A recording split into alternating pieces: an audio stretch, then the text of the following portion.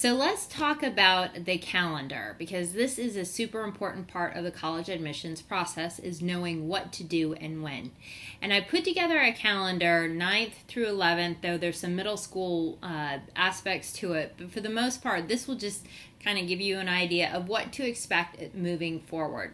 So if you happen to have a middle schooler, let's just start there.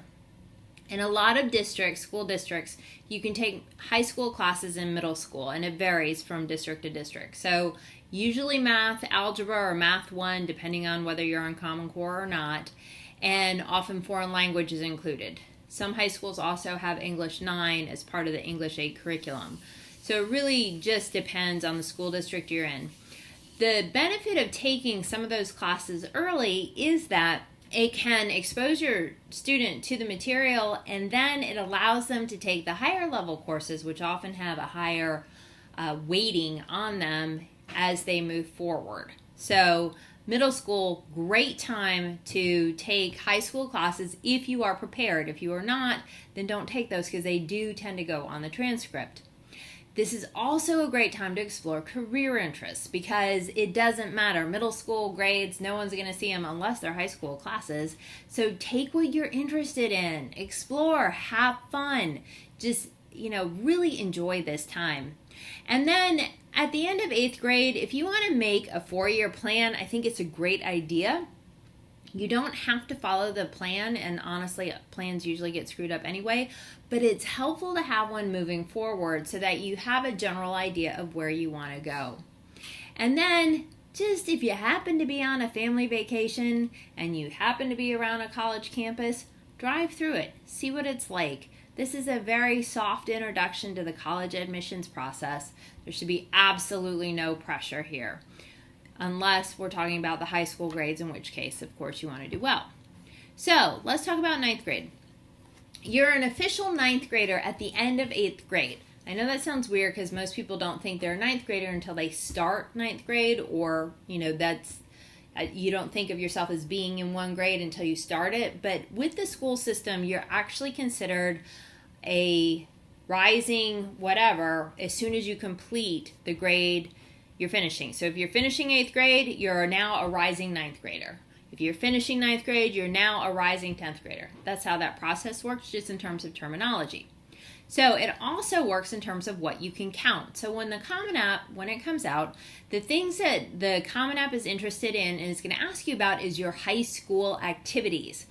And those would count at the end of 8th grade moving forward, just so you know. So the summer between 8th and 9th grade counts. Here are some things that you can do in 9th grade altogether.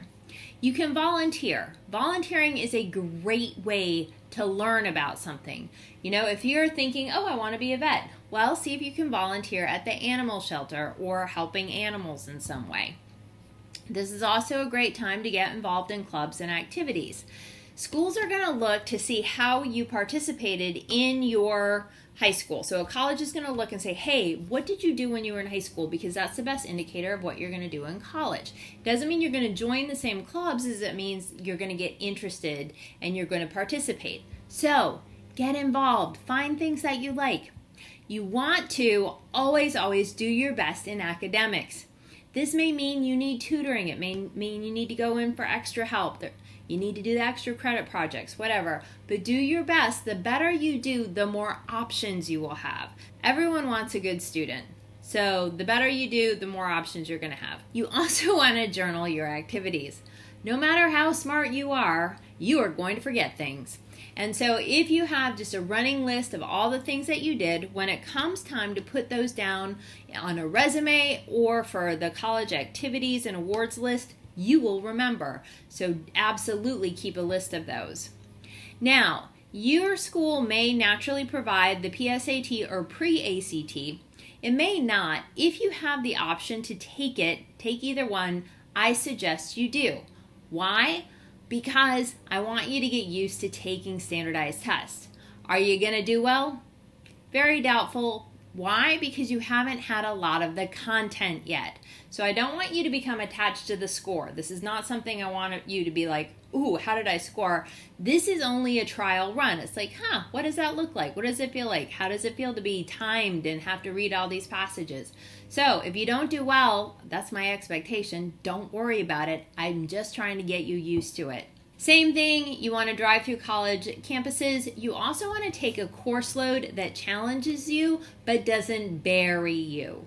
So it depends on how your district works, but a lot of school districts, they try to make the transition from 8th to 9th grade a little bit softer than, say, from 9th to 10th grade. I don't know how your district works, but you want to take, if you can, if you feel like you're a good student and you're willing to put in the effort, then yes, taking honors classes. Some schools even allow freshmen to take AP or IB classes or pre-IB classes. Take them if you are going to put in the effort. And if you think at all you might want to be an art major, you need to start building a portfolio. I know it seems really early, but these art portfolios take years to bring together, so it's just something to think about. And then if you are a big athlete, you may want to start trying to go to the showcases so you can see what they're like, and those are places where colleges can recruit you. So that's why you may want to check them out. You want to be saving money for your college expenses. If you can get a job, great. If you can't, babysit or walk dogs or whatever. And I want you to make a point to meet your school counselor.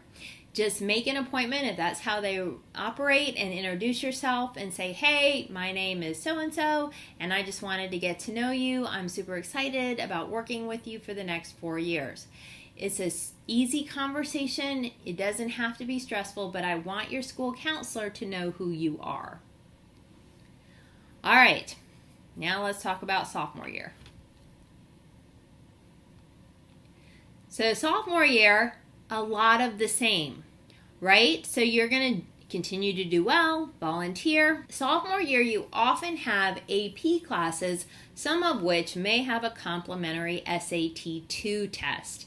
And if you're looking at schools that require SAT 2, which are subject tests, I want you to take your AP and then your SAT subject test at the same time. In other words, if you're testing May 5th for your AP and May 10th, the SAT 2 subject test is offered in that topic, I want you to take that test because it's so fresh in your mind. The other thing to consider sophomore year is getting more into your career interests, because a lot of times freshman year, all your classes are taken. You don't really have any choices. Sophomore year, you have a little bit more choice about what you want to take. So are there classes that might be interesting and as a career for you? So think about that. And also at this point, I want you to sign up for the SAT and ACT prep. They have questions of the day or different types of things that will get you familiar with how they're going to test you. And I want you to do those. It's a super soft way to start getting used to what the testing questions are going to be like. And when you become familiar with them, you understand more what they're asking. It doesn't take a lot of time. It gives you a really long runway for when these tests count. So sign up for them when you have the opportunity. And then you can also start attending college fairs.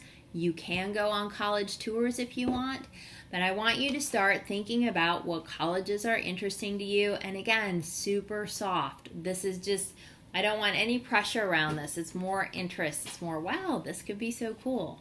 That's the experience I want you to have. And then junior year, things get a little bit more intense. Now, the reason is because it is at the end of junior year when those grades go in. Those will make up the transcript that a college will review when they make the decision about your admissions. Some people think their transcript will have all 4 years on it, and it will. It's just that when the decision about college is made, it's only made with freshman, sophomore, and junior year, if that's what the college takes. And then your mid-years will be sent in, and a lot of times those will be used in the admissions process too, mid-years being from your senior year. So, pay attention. This is important stuff. So, junior year, that's the time you kind of have a sense of your grades. You may or may not have any test scores. Start ferreting out and saying, okay, this looks like a school I might like to go to. Is this a reach, safe, or match school for me? So that you have your list together. Your junior year is when you take the official PSAT, and that will qualify you for the National Merit Scholarships. And you want to take that. It's typically October 15th, unless that's, doesn't work. But you definitely want to take the PSAT your junior year. Now, hopefully, if you followed this calendar, you'll have already seen that thing at least twice. You took it your freshman year, you took it your sophomore year. If you didn't take it, don't worry about it. You can do online prep for it. The people who test in the 99.9th percentile, the ones who become the national merit candidates, you don't need to try. I mean, if you want to try and make it go, if you're a great tester, it's totally worth your time because that can be attached to some really good merit money. If you're not, don't worry about it. Somebody else has to make up the 99.9% that boosts the other 0.1% into where they need to go. So, but it does get you used to testing, which is good because your junior year, you're also going to want to take the SAT and the ACT for real. Now, both of these tests, a thing to keep in mind is their math tends to end around Algebra 2 or Math 3. There might be a little bit more, but not a lot. So another time to do this is after you finish Algebra 2 or Math 3, you may want to think about taking that test for real. And then if you do really great on it, you can often use a super score in your reporting based on what a school is looking for. You're also going to do SAT 2 tests your junior year. And this is when your parents are going to start thinking about putting together their FAFSA and their CSS profile. Just poke around and create an account. You don't have to do a lot with it, but just start looking at it because this will come into play in a major way at the very beginning of senior year. You're going to stick with a challenging course load. This time during the junior year is when you attend visits. So when a college comes to visit and recruit, you want to be there if they're coming to your school and you want to have questions to ask. And I did a whole unit on how to work with the college admission staff. So make sure that you watch that to get some ideas. Junior year is when you need to be making a good impression for teacher recommendations. It is often the teachers of juniors who write those. So look around. You're going to want core teachers. So teachers who are teaching sciences, math, English, subjects like that. Those are going to be your core teachers, and those are the ones that are going to most likely give you the recommendations. So really try to develop relationships with them and keep them in mind for asking for recommendations. For athletes, it is super important to get to those showcases. A lot of athletes, believe it or not, are recruited between their sophomore and junior year, but there's also a big recruiting that goes on between junior and senior year. So make sure that you are getting your name out there. There's obviously a lot of recruiting that happens junior year, and coaches know who you are. Again, I want you to meet with your counselor your junior year. Your biggest job as a junior is to get the good grades. That the junior year is so important on the transcript. It really, because most of the time juniors are taking AP, honors, or IB classes, and a lot of times those classes have an additional weight attached to them. So junior year, you have a bulk of the weight coming through because you're now eligible to take those classes. So it's so important that you do well. Also want you to be talking to your counselor because they are going to be writing a recommendation for you early in the fall of your senior year. So you want to keep that relationship going. If you follow this calendar, it will really work well for you. You want to be involved, you want to be active, you want to just really make the most of your high school experience. You will be surprised at how much you were able to accomplish in 4 years.